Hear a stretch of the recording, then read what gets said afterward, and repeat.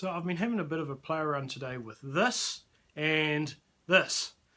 This is, as you'll know from previous videos, my piccolo trombone, and this is my soprano trombone. I thought I'd share some of my tinkering experiments with these trombones with you. This is a Chinese-made piccolo trombone, which means they would have made it as cheaply as possible. And for that reason, it has the exact same bore as this one, which means, for one, the mouthpieces are interchangeable, but beyond that, the slides are interchangeable as well. Well, let's put the bell section from the soprano trombone on the slide section of the piccolo trombone, and we get something quite ridiculous. This instrument here, I have no idea what to call it. Perhaps you can give me some of your own suggestions, but it is the slide from a piccolo trombone on the bell section of a soprano trombone. Now, as you can see, the slide only just extends, depending on what angle you viewed it from, it only just extends below the bell section. And fully extended, we get a little bit more headroom, but very little, but not much to speak of. So let's firstly find out what key this concoction is in.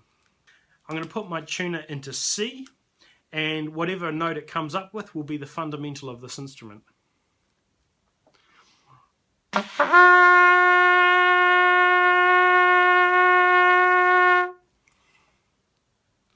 A very flat F sharp. So that's interesting. If we were able to flatten this instrument a bit, we might be able to have a trombone in F.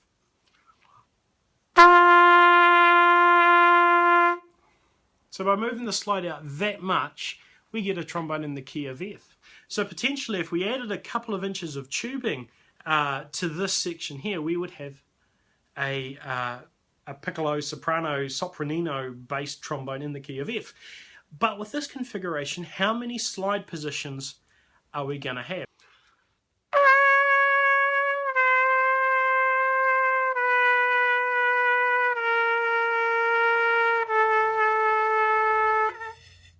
We've got 5 positions, which weirdly is only one less than what we've got when this instrument has its proper bell section attached. When we've only got 5 positions to play with, we're a little bit limited with the amount of repertoire that we could play. And especially because the instrument is now in a fundamental of F sharp, we're further limited because I know of no other brass instruments that have a fundamental of F sharp. Let me try a scale.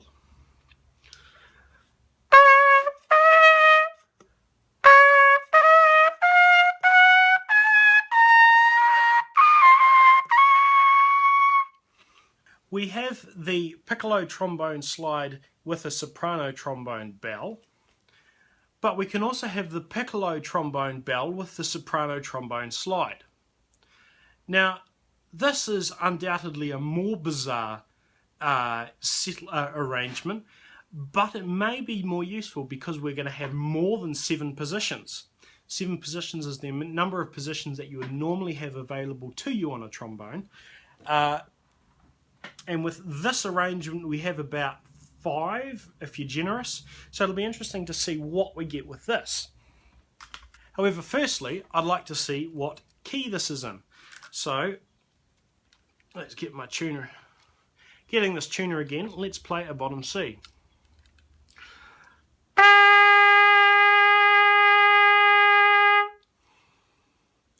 G sharp. That's not a very useful fundamental pitch for an instrument to be in, unfortunately.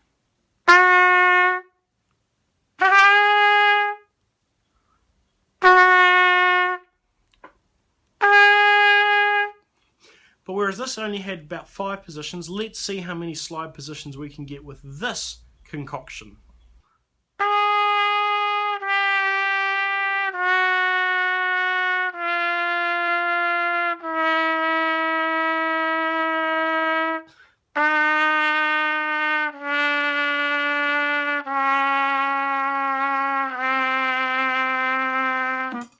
And then we lose the slide off the end. So we went from a G sharp, G, F sharp, F, E, E flat, D, D flat, and we sort of got a C. So that's 9 slide positions. With a normal trombone with only 7 positions, it means the the largest interval between open slide and fully extended is 4 full tones, or 7 positions. This gives us an interval of a diminished fifth, or an augmented fourth.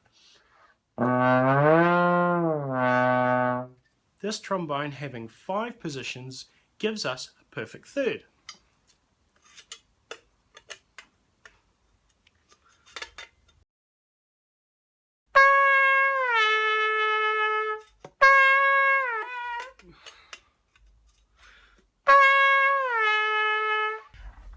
But with this 9 position slide, we can get a perfect fifth.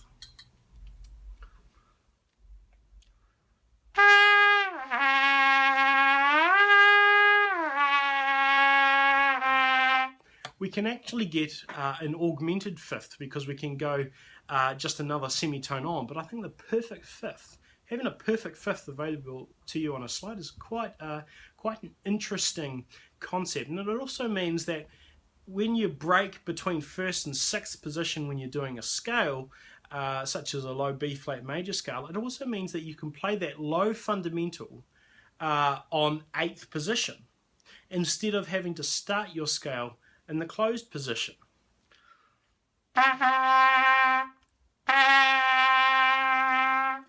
So the fundamental of the instrument, which is normally only available in closed position, with a slide capable of 9 positions, it means that we can now play that same note right at the end of the slide.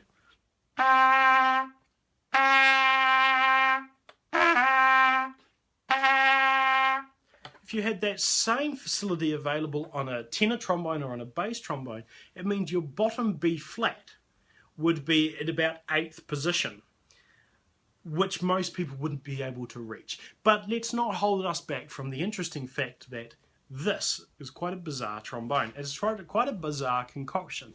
Personally, I was hoping that one of these two concoctions would end up being an E flat. Unfortunately, that isn't the case here. And you may ask, why do I want to have a trombone between these two, between the piccolo and soprano's fundamental pitches in E flat? Well, that's where the almost mythical Sopranino trombone comes in.